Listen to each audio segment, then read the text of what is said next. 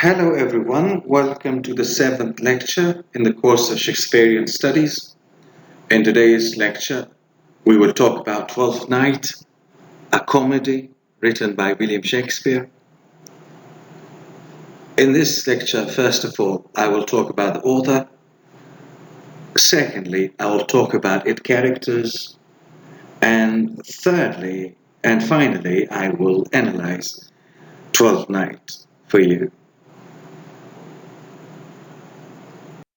About the author, William Shakespeare. He was born in 26th April in 1564. He was born and brought up in Stratford upon Warwickshire. At the age of 18, he married Anne Hathaway, with whom he had 3 children, Susanna, and twins Hamlet and Judith.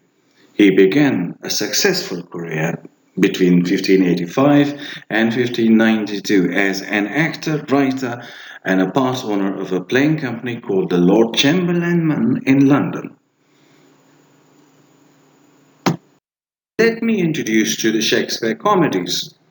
He wrote several comedies, such as You Like It, the comedy of errors, Measure for Measure, Much Ado About Nothing, The Winter's Tale, The Merchant of Venice, and Twelfth Night. And today's lecture is about the Twelfth Night. Twelfth Night is a comedy by William Shakespeare, believed to have been written around 1601 or 1602 as a Twelfth Night entertainment for the close of Christmas season.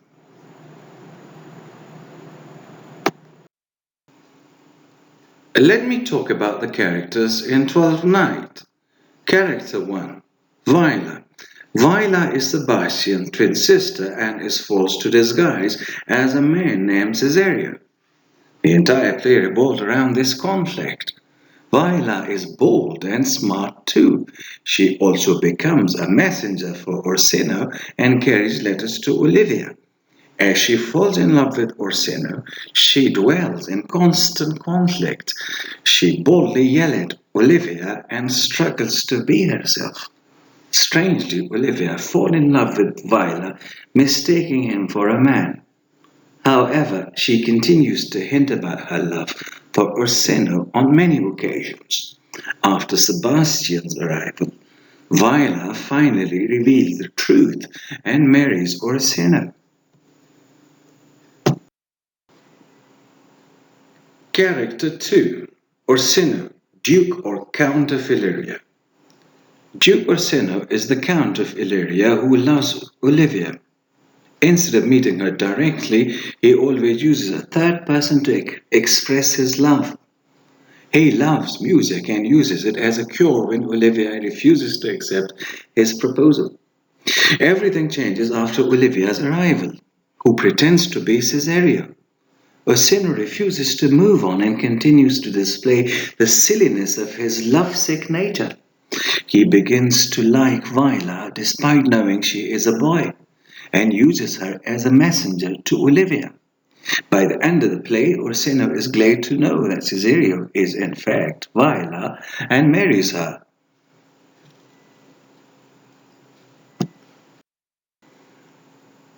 Sebastian is a third character in Twelfth Night. Sebastian is Viola's twin brother, who is saved by Antonio from shipwreck. After the accident, he does not see any purpose in life. Instead of mourning, he decides to visit Illyria. While he goes about in the city, he is mistaken for Cesario, who is his sister Viola.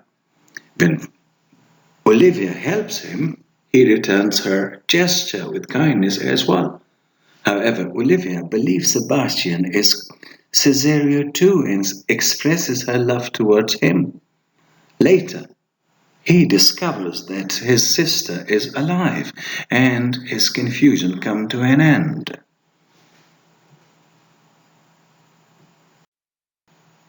Olivia, the fourth character of Twelfth Night.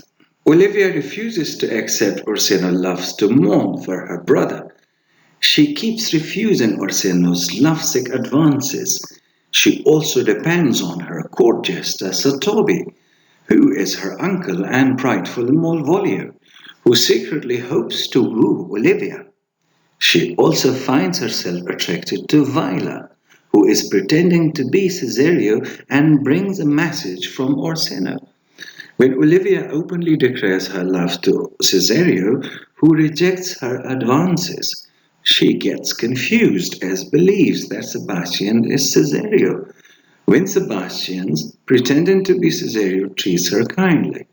The entire confusion is resolved by the end when Olivia realizes that all along she is attracted to a woman and married Sebastian, who is Viola's twin brother.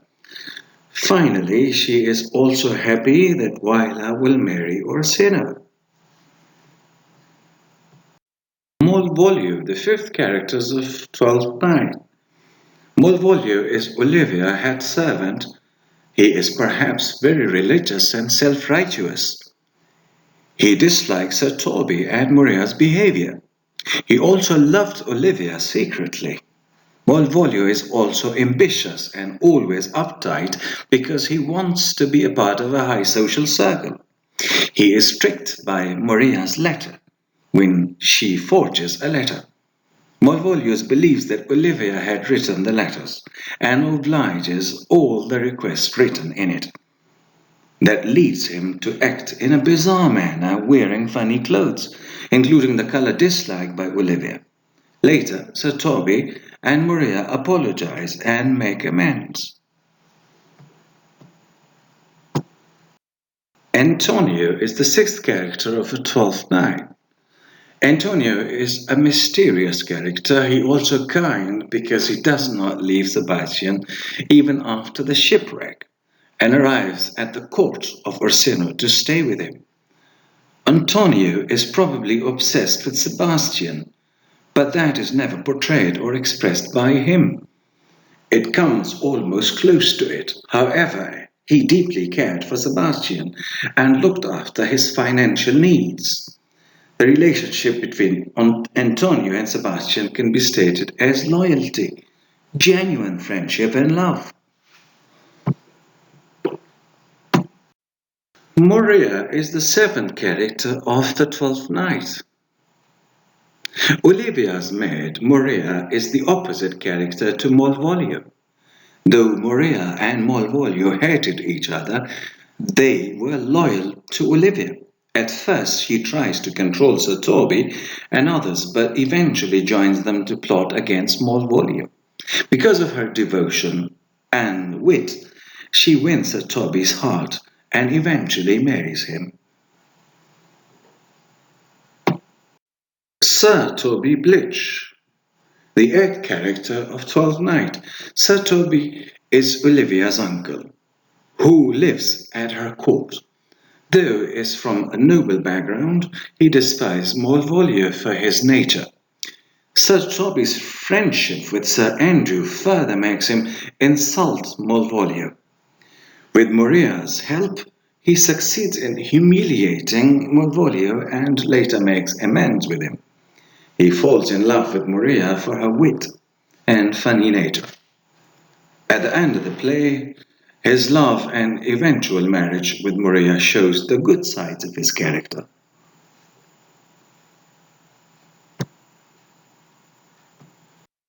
Feste is the ninth character of Twelfth Night. Feste is a comedian and jester who is very amusing, knows how to play with words and as well as music. He tries to help Olivia to overcome her sadness after her brother's death. Feste cared for Olivia because he knew her father. He offers his services to both Orsino and Olivia and wins their hearts. He joins Maria Sir Toby to display his hatred towards Malvolio. His wit helps him have a decent income too. Sir Andrew, the tenth character of Twelfth Night. Sir Andrew Aguecheek is Sir Toby's friend. He appears a very interesting person, but he is quite the opposite of what he claims. He has a habit of misunderstanding whatever Sir Toby says and is boastful. He loves to pick fights. He also wants to marry Olivia and even challenges Cesario to have a fight with him. Finally, Sir Toby helps Andrew understand his flaws.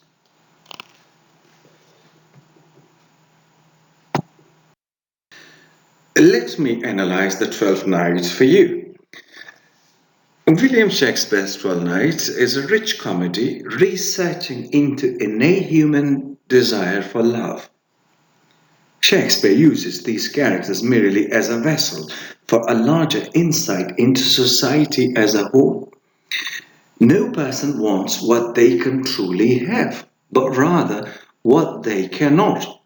Shakespeare conveys a mysterious portrayal of romance where his characters are masochists and shows how love can blind and act so impulsively to satisfy an innate need. By ending of the play with three weddings, Shakespeare sends the comments that love has no boundaries. When the reader is first introduced to Duke Orsino, he is accounting the first time he laid eyes upon the lady Olivia.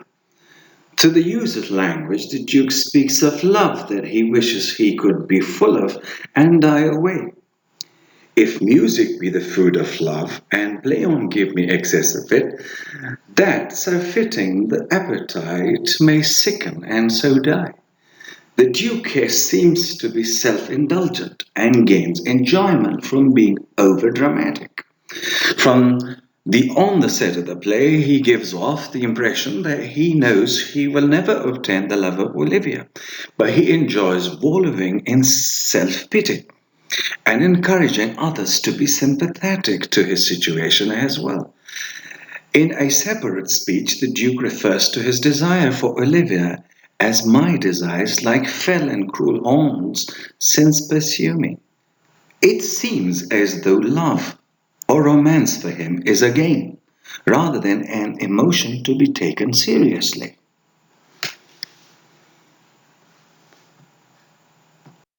Throughout the rest of the play, his pursuance of Olivia never ceases.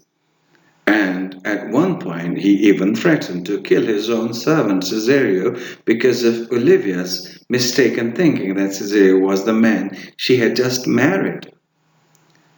With that threat from the Duke, this comedy could have potentially been turned to tragedy. The Duke never once elaborates on the finer feelings for Olivia. He merely pines over her in a superficial way, and had Olivia given in to his persistence, the Duke would have gained a trophy wife, just someone pretty to look at. Only when Cesario revels himself as a woman, Viola, does the Duke show the capacity to love someone he has a deeper relationship with than just looks. With this ends his masochistic ways of loving someone who will never love him back. But it says nothing for the sometimes transparent emotion the Duke has. Another character that falls deeply into a self-satisfying love affair is Countess Olivia. Olivia is blinded by love and ignores the evidence that points to Cesario as actually not being whom he says he is, and overlooks the possibility that Cesario might be a female despite his lack of masculine features. Olivia justifies his feminine features as a eunuch and is willing to fall in love with Cesario. Olivia's decision to fall in love with eunuch despite knowing she won't be able to have a children enforces shows that how that she is willing to cross the boundaries of society for true love.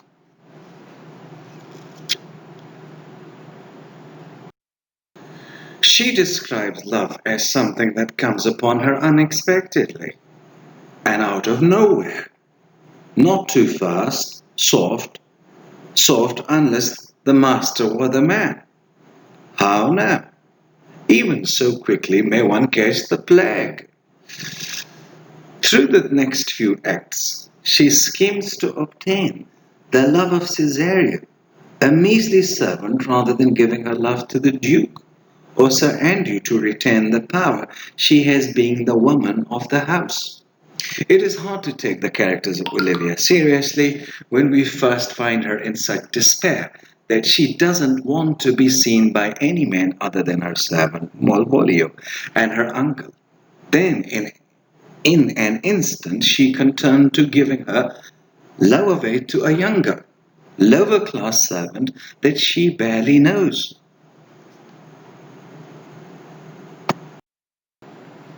Shakespeare's creativity of the foil between sayings, love is blind, and Sebastian mistaken disguise as being Cesario. Olivia disregards Sebastian comments about being a stranger, ignoring him and insisting that he is the man she fell in love with. So comes it, lady, you have been mistook, but nature to her bias drew in that you would have been contracted to a maid, nor are you therein. By my life, deceived, you are betrothed both to a maid and man. The feeling of a true love is so strong within Olivia that she is willing to accept a complete stranger to fill him that gap that true love meant. When Viola revealed herself, the reactions of Olivia is very calm, for she has married the disguise that she has fallen in love with. Olivia crosses the boundary of basic society values of getting to know someone before marrying that person. In the end of the play, both Olivia and Orsino ends up happy, but this is mainly because they marry the man and woman versions of the same person.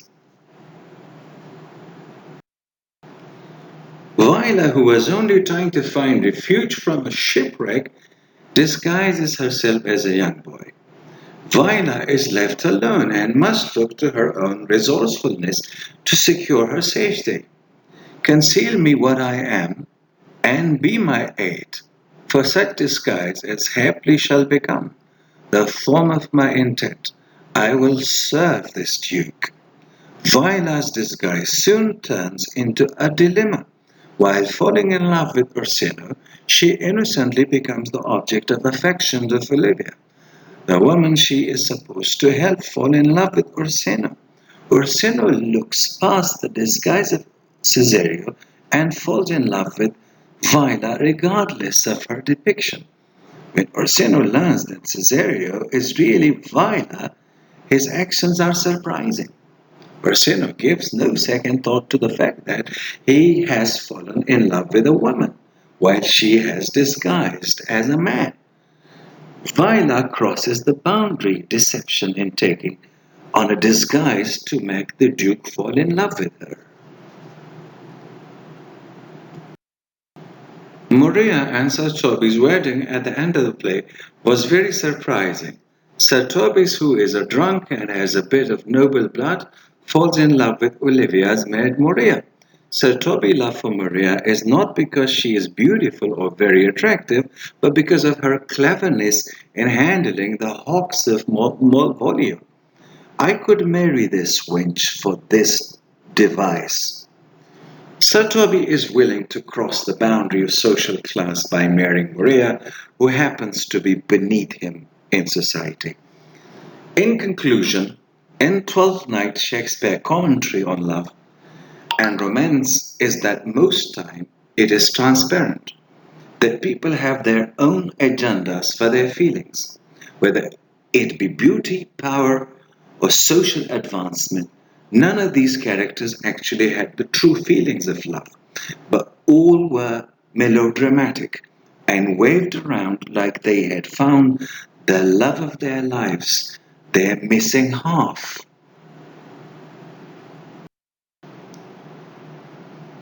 Assignments. Question 1. What is the role of comedy in real life? Question 2. Would you kindly write a scholarly commentary on the Twelfth Night? And that is how we come to the end of this mini lecture. I'll talk to you next week. Bye for now.